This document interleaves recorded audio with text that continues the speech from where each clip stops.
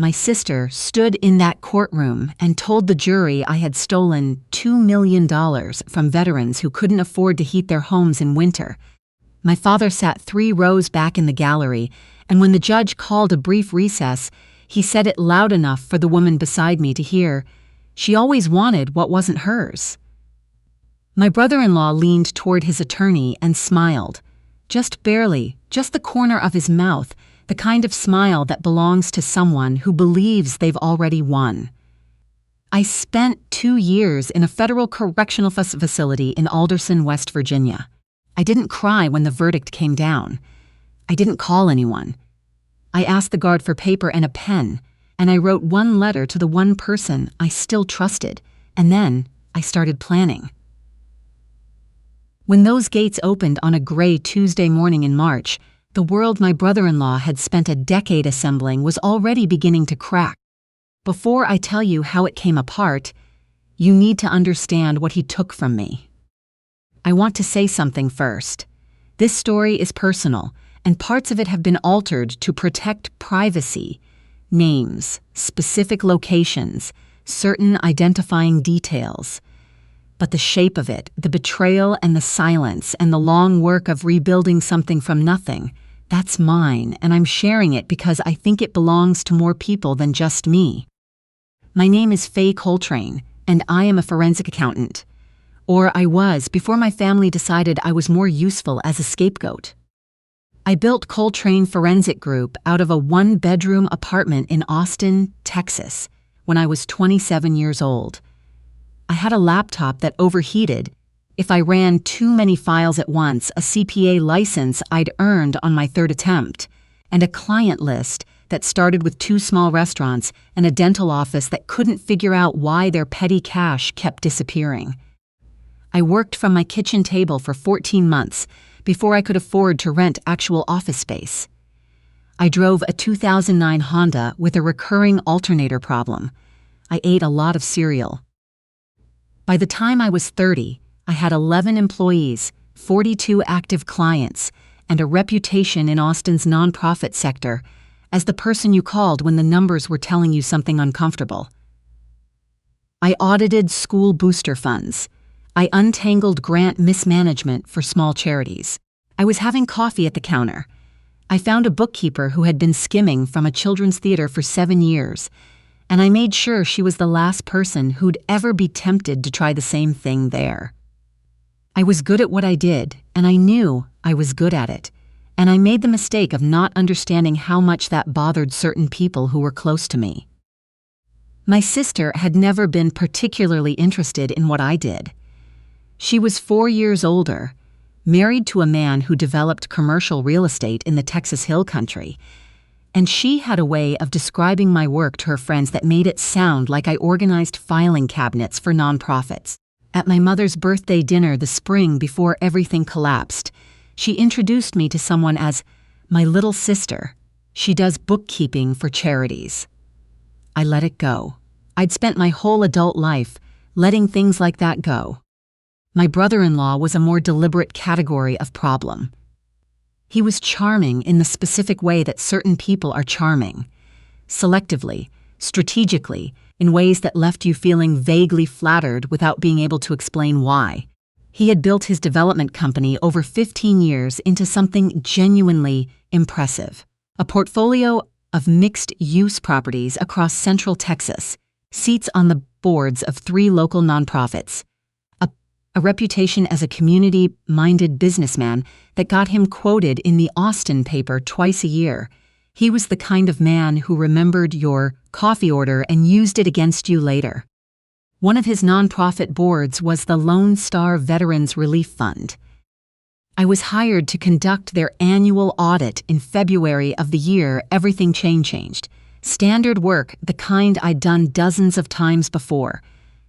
My contact at the fund was their operations director, a woman in her late 60s who had been with the organization since its founding and who printed every email she ever received and kept them in color-coded binders organized by quarter.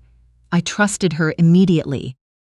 The irregularities, when I started finding them, were quiet. A vendor payment that didn't quite match its invoice date. A facilities maintenance line item that had been reclassified 3 times in 18 months. Disbursement records with gaps that could have been administrative sloppiness, but felt, when I laid everything out on my dining room table at 11 o'clock on a Wednesday night, like something else. I pulled the donor records. I cross-referenced the disbursements with the board approval logs. I called a contact at the bank and asked careful questions about a vendor I couldn't verify. What I found was a company called Westbridge Property Services LLC, a registered name with a P.O. box in Pflugerville and no physical address, no website, no discernible employees, no history of any kind beyond a bank account that had been receiving payments from the Lone Star Fund for 3 years, payments totaling just under $1.4 million, distributed increments calibrated to stay below automatic review thresholds, every one of them authorized under a standing board resolution that my brother-in-law had personally drafted 2 years earlier. I sat at my dining room table at 2 in the morning and stared at those numbers and felt something settle into place that had the quality of a door locking. I called my brother the next morning. He was 28, a software engineer living in Denver, careful with words in the way people are when they've grown up watching adults in their family say the wrong thing at the wrong time. I told him what I'd found. He was quiet for a long moment. "Does he know you've found it?" he asked. "I don't think so." "Don't tell anyone else until we figure out what to do." I should have moved faster. I was already 3 steps behind. What I didn't know, couldn't have known, was that my brother-in-law had been monitoring the charity's financial access logs remotely since the previous fall. He had a contact inside the fund's IT vendor. When I began pulling records outside the normal audit scope, a flag was triggered. By the time I made that call to my brother, he was already building the frame. 3 weeks later, the FBI knocked on my office door. Special Agent Diana Marsh was methodical and utterly certain she had the right person. She had a warrant for my computers, my client files, and my personal bank records. She told me, standing in my doorway while my assistant watched from her desk, that I was under investigation for wire fraud and embezzlement from the Lone Star Veterans Relief Fund. $2.3 million. The evidence: digital transfer logs showing transactions initiated from my devices, emails from my business account to a shell company I'd never heard of, and a set of disbursement authorizations bearing my electronic signature. My signature on documents I had never opened. I told Agent Marsh I had not done this. I told her the money had been moved by someone else, and I had records that would show it. She told me to get an attorney. What happened in the weeks after that I won't go through completely, because parts of it still sit in a place I don't reach into casually. My computers were seized. My firm was placed under a financial hold. 3 clients terminated their contracts within 5 days of the news leaking. I hired an attorney, expensive, experienced, who told me the case was winnable but not fast, and that we needed time to reconstruct what had actually happened. We didn't get it. What my brother-in-law had understood, and I hadn't, was that speed is a weapon. He'd had 3 weeks. He planted the digital evidence through a VPN traced to a router, registered to my home address. He had recruited one person to help execute it, my sister.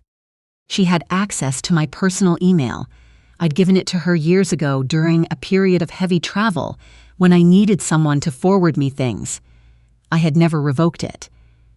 She used that access to send 3 emails from my account to the Westbridge vendor. 3 emails that looked, to anyone reading them, like wire confirmations from me. At trial, she sat on the stand in a gray blazer and told the jury she had watched me grow increasingly bitter about money over the past 2 years, that I'd talked about being underpaid, that I'd complained about clients who owed me fees. The prosecutor asked if she believed I was capable of stealing from a veterans charity, and my sister looked at her hands and said, "But the evidence is hard to argue with." But the evidence is hard to argue with. My father testified that I had always struggled with financial envy. He used that exact phrase. The jury foreman wrote something down. My mother did not testify against me. She also didn't testify for me. She sat in the gallery every single day, and on the day the verdict came in, she made a sound I have thought about many times since. Not quite a sob, something quieter, like a door settling shut. My brother-in-law didn't testify. He didn't need to. I was sentenced to 24 months in a federal minimum security facility. The judge said the crime was particularly egregious, given that the victims were veterans in financial need. I stood at the defense table and kept my face still the way I'd learned to do in bad audits, the way you do when the numbers are devastating and panic is useless. The first night at Alderson, I lay on my bunk and stared at the ceiling and arrived at a clarity that had been building for weeks. My family had not failed to protect me. They had chosen to remove me. Those are not the same thing. The choice mattered. I needed to understand that it was a choice. Day 4, I wrote to my brother, told him I was fine, told him what I needed. Day 30. His reply came with 2 sentences buried at the end, casual, like an afterthought. Old projects are always worth revisiting, and access logs don't disappear the way people think they do. Day 60. I began studying. The camp library had almost nothing useful, but my brother mailed me titles framed as business development books. I learned digital forensics law. I learned what chain of custody meant for server logs and what metadata could reveal about a document's actual creation versus its stated creation, and what a skilled independent examiner could reconstruct from backup systems that someone had assumed were gone. Day 90. Through letters I cannot summarize safely, my brother introduced me to a cybersecurity consultant he trusted, a woman who had spent 12 years doing forensic investigations for corporations before going independent. He told her the situation in general terms. She said she was interested. Day 180. A letter arrived that looked like nothing. Hidden in it were timestamps. The original Lone Star Fund server, the one that had been migrated to a new system 8 months after my arrest, had never been fully decommissioned. The forensic image of the old server was sitting in a data storage facility in San Marcos, billed monthly to the fund's facilities account. The operations director, the one with the color-coded binders, had quietly renewed the storage contract every month, not knowing exactly what she was preserving. She had simply thought it seemed like the kind of thing you didn't cancel without someone telling you to. Day 240. The plan existed fully in my head. I called it the roadmap, though I never wrote it down in those words. I went through it every night before I slept like running scales, until the sequence was automatic, until every name and every number and every phase was part of something I could access without thinking. Phase 1. The server. Get the forensic image examined and file the findings with the FBI's Financial Crimes Division before noon on the day I was released. Phase 2. The emails. My brother had obtained, through means I didn't ask him to detail in correspondence, metadata from the 3 emails sent from my account to the Westbridge vendor. The time gap between creation and send was 11 seconds. No person types and sends an email in 11 seconds. The messages had been generated by a script. Phase 3. The money. What my brother-in-law had moved hadn't vanished. It never does. My brother traced a significant portion of it to a Wyoming holding company registered under a name that was an anagram of my brother-in-law's initials. I held the account numbers in memory and didn't write them down anywhere. Day 300.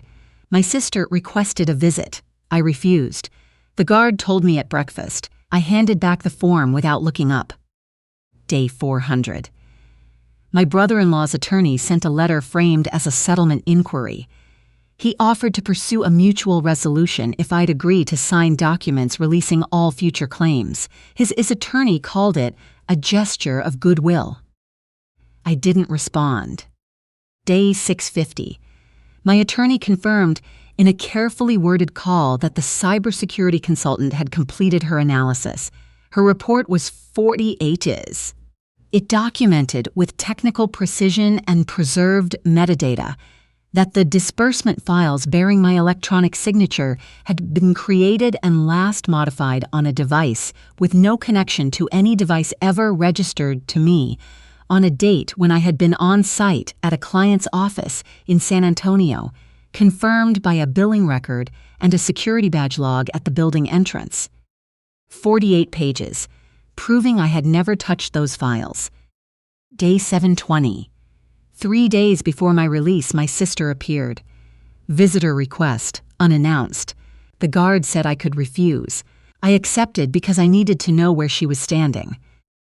She sat down on the other side of the glass and picked up the phone and didn't speak for a moment. "I need you to understand," she started. "I know what you need," I said. "You need me to come out of here quiet." She swallowed. "He showed me logs. He said you'd hacked into their system to cover your tracks. He showed me documentation." "He made the documentation." "I know that now." Her voice caught at the end, just slightly. I looked at her. My older sister, who I shared a bedroom with until I was 12, who drove me to the emergency room when I broke my arm, who had stood up in a federal courtroom and described me as someone who envied what others had. "Then you know what's coming," I said. She pressed her hand to the glass. I didn't move. I walked back to my bunk and slept better than I had in months.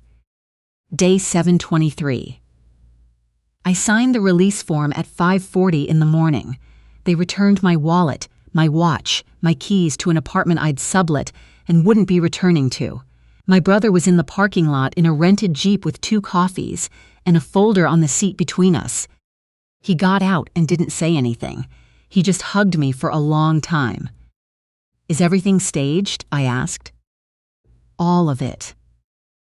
We drove east first, toward the sunrise, because I needed 20 minutes of open road before I could think straight.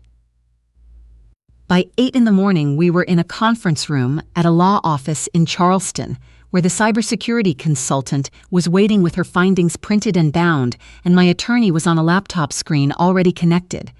We confirmed the chain of custody for the server image.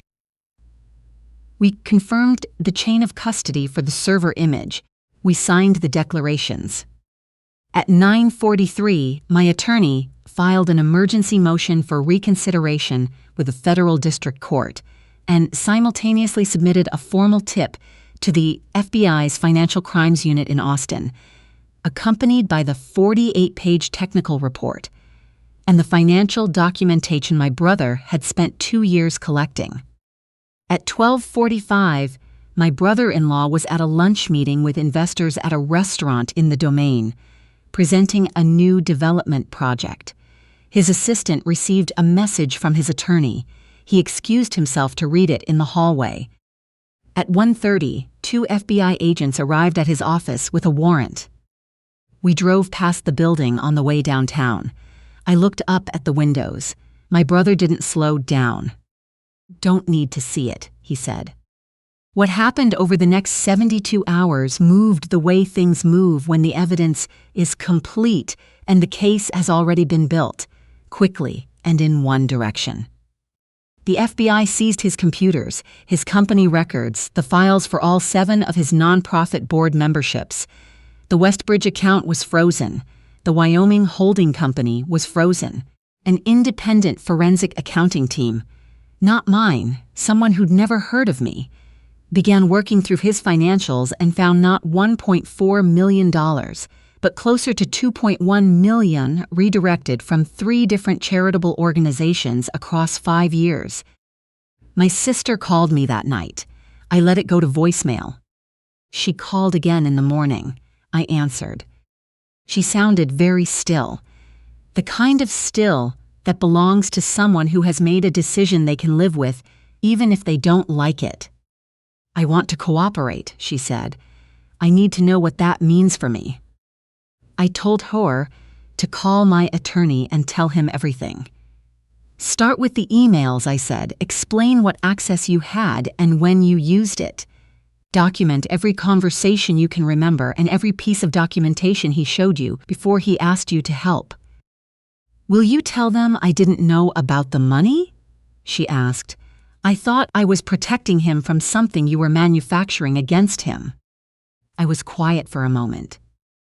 I'll tell them the truth, I said.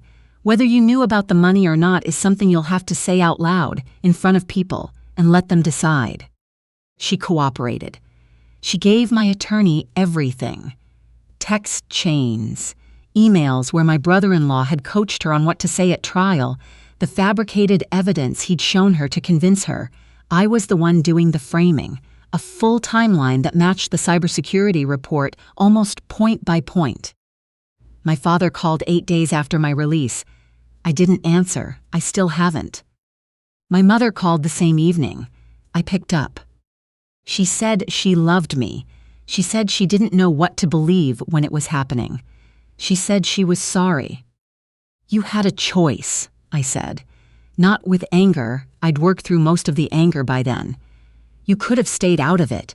You got on that stand and you didn't say anything to help me. She was quiet.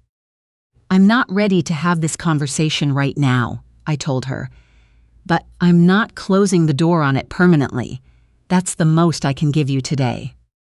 I hung up and sat with the silence for a while. Then I made coffee and went back to the brief I was reading. 14 weeks after my release, the district court vacated my conviction.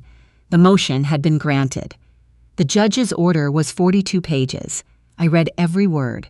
She found that the exculpatory evidence, the server image, the metadata analysis, the access log timestamps had not been available at trial, that its absence had materially damaged my ability to mount a defense, and that the weight of the newly discovered evidence was sufficient to establish actual innocence by clear and convincing standard. Clear and convincing standard. I read it 4 times. My brother-in-law was indicted on 11 federal counts: wire fraud, embezzlement from a federally funded organization, obstruction of justice, and conspiracy. He faces up to 30 years. My sister pleaded guilty to 2 counts of wire fraud and 1 count of computer fraud. Her cooperation was substantial enough that the prosecution recommended 30 months. She'll be eligible for early release. My father was charged with perjury. He is awaiting sentencing. The Lone Star Veterans Relief Fund filed a civil recovery action against my brother-in-law's company. The court ordered the Wyoming holding company's assets frozen pending proceedings. The operations director, the one with the binders, told a local reporter she had always known something was off, that the numbers had a feeling she couldn't name, and that she was glad someone had finally listened. I met with her over coffee 3 months ago. She is retired now. I told her that her decision to keep renewing that storage contract had changed the outcome of everything. She shrugged and said it had just seemed wasteful to cancel something without knowing why. Sometimes the most important thing a person does looks completely ordinary from the outside. I am not rebuilding Coltrane Forensic Group. That name belonged to a version of me that no longer exists in quite the same form. I started something smaller instead, a consultancy with 4 people I trust completely. I was having coffee at the counter, working out of a converted bungalow in South Austin, where the light comes in well in the morning, and there's a whiteboard in the conference room where we write down what we're trying to prove before we start looking for evidence. We take clients slowly by referral only. My brother visits from Denver every couple of months. He spent 2 years of his life building a case he couldn't discuss with anyone, couldn't take credit for, couldn't even hint at to the people around him. I told him once I didn't know how to adequately thank him. He said, "You'd have done it for me." And the thing is, he's right. I would have. I haven't forgiven my sister. I don't have plans to. People tell me forgiveness is for yourself, not for the other person, and I believe them. But what I actually feel when I think about her isn't a wound I'm protecting. It's a door I've chosen not to open. She made a decision that took 2 years from me, and my reputation, and my ability to sleep without waking at 3 in the morning for longer than I'd like to admit. She made it because she trusted her husband over her own conscience. And, eventually, that caught up with her. I don't carry anger about it anymore. I just don't have anything left to offer her. I go to therapy on Wednesday mornings. I have a caseload that interests me. I have a small house with a garden I neglect and a dog named Birch who is completely indifferent to everything I've accomplished. I am, more than I expected to be, okay. Prison taught me things I wouldn't have learned otherwise. It taught me that patience isn't passive, that you can sit completely still and be working the whole time. It taught me the difference between waiting to be rescued and building your own exit in the dark, methodically, without asking anyone's permission. I was having coffee at the counter. It taught me that the people most likely to destroy you are often the ones standing closest, the ones who know your passwords and your habits and the sound of your voice when you're frightened. I still trust people. I just verify now. I've learned that's not cynicism. It's just good accounting. If you're still here with me, thank you.